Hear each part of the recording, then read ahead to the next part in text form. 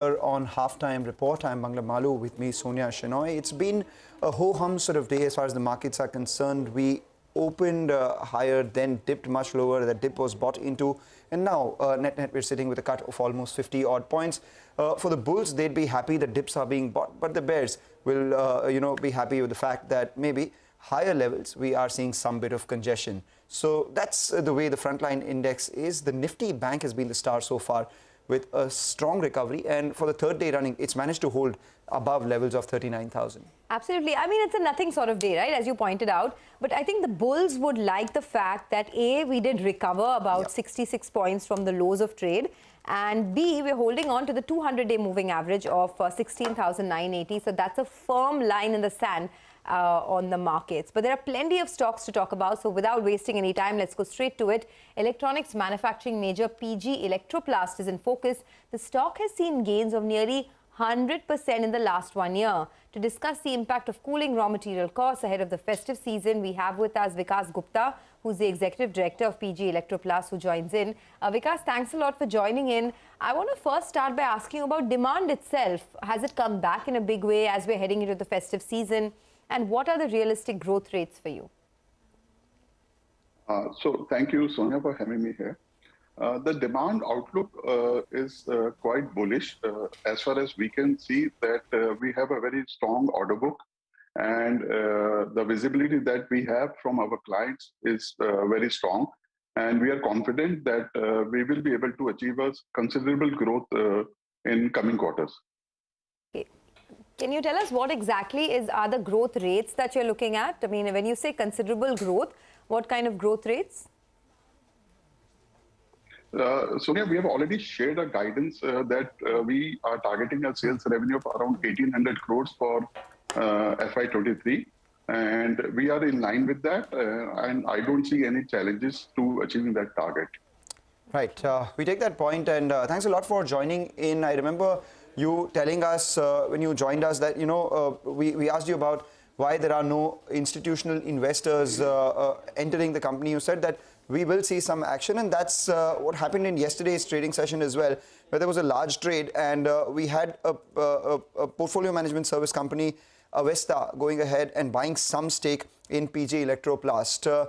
So that's good on you. Just wanted to understand if there are any other large domestic mutual funds looking at your business as well, because now that all the SEBI issues, etc., are behind the company.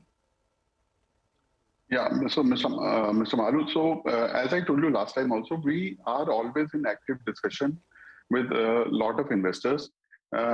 Please understand, in last 6-8 months, there has been a lot of active interest from various fund houses, and they are exploring the various options of investing in our company.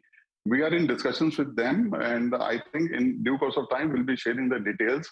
But what I can say, definitely there is a good amount of interest from various investors, mutual funds, foreign institutional investors. So we will keep on sharing those details within due course of time. Any financial investors that you're speaking to at the moment? Would you be looking to sell stake at any further stake at any point in time? Anything on the drawing board right now? No, Sonia. So as of now, we don't have anything of that kind on our drawing board. But please understand, we have already taken an enabling resolution, enabling approval from our shareholders to raise 500 crores. So we will keep on evaluating the opportunities as and when they come, and we will keep you posted on that. All right. But as of now, we don't have any active discussions on that. Right. Your room AC order book was close to around 800 to 1,000 crores. Washing machine around 300 to 350 odd crores. Has there been any update on that? What sort of growth can we expect from both these verticals in the years to come? So please understand, we are trying to maintain a CAGR level of around 25 to 30% for the coming 3-4 years. As I told you in our last interaction also, we are as an applicant to PLI scheme, where we are committed achieving a cumulative incremental sales of 1,500 crores in AC PLI. When we talk about the 1,500 crore sales, that is basically a component sale. So when we translate into a product sale, it will definitely almost double of that. So it should be translated into a sales of around 3,000 crores for AC alone. So when we put together all the product categories, so definitely our numbers will look quite significant in coming 4 to 5 years. So that way the washing machine, televisions, and other product categories will also chip in. So we are targeting up significant numbers in coming 4 to 5 years. Okay. You said you'll hold on to the 1,800 crore revenue target for the full year and a compounded growth of 35 to 40%. What about the margin guidance? What are you guiding for, and do you think it could get better since raw material costs have cooled off? So we are maintaining a guidance for around 7% in case of EBITDA that we are saying. As the raw material prices are cooled down, so definitely the benefit of that has to be passed on to our clients as well. We cannot hold on to that completely with us. So to remain competitive, we have to pass on that benefit to our clients as well. What about, apart from washing machine and air conditioners, you said that you were looking to expand your business into ceiling fans, sanitary ware, etc. as well. Is there an update on that?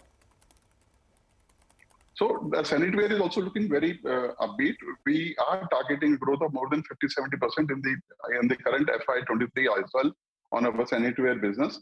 In ceiling fans also, we are working with various marquee clients, Indian brands, and we are bullish on the numbers for that product category also. So together, these two contribute how much to your sales right now? I mean, just wanted to understand. So sanitary ware should contribute almost around 100 crores, and then the ceiling fan should contribute almost around 50 to 80 crores of the revenue. So, but these numbers are growing. Right. Okay. Just one follow-up. You said that it would be hard to sort of grow your margins further, considering you have to pass on the raw material costs to your clients. So this 7% existing margins that you have, is it fair to assume that this would be the trajectory for the rest of the year, or at some point in time you could even get to double digit? So we are targeting definitely we aspire to have a double-digit EBITDA margin.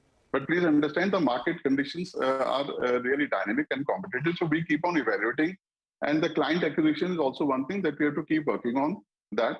So that is something a dynamic thing. So as of now, we are maintaining a guidance of around 7% of EBITDA margins. All right, and final question then, product business, which comprises about 60% of your sales. You said that this will increase in contribution going forward. What would it be and by when? So we are targeting, as I told you in the current FY23, we are targeting a product, the revenue of around 1,100 crores coming from product business. And going forward, the product business will grow at a CAGR of around 35-40%. So increasingly, the share of product business will be increasing in our overall revenue. And I think it should reach a level around 75 to 80% in next 2 years. So products business grows at 35 to 40% and overall revenue is 25 to 30%. So that grows faster. Yes. So yeah. Take that point.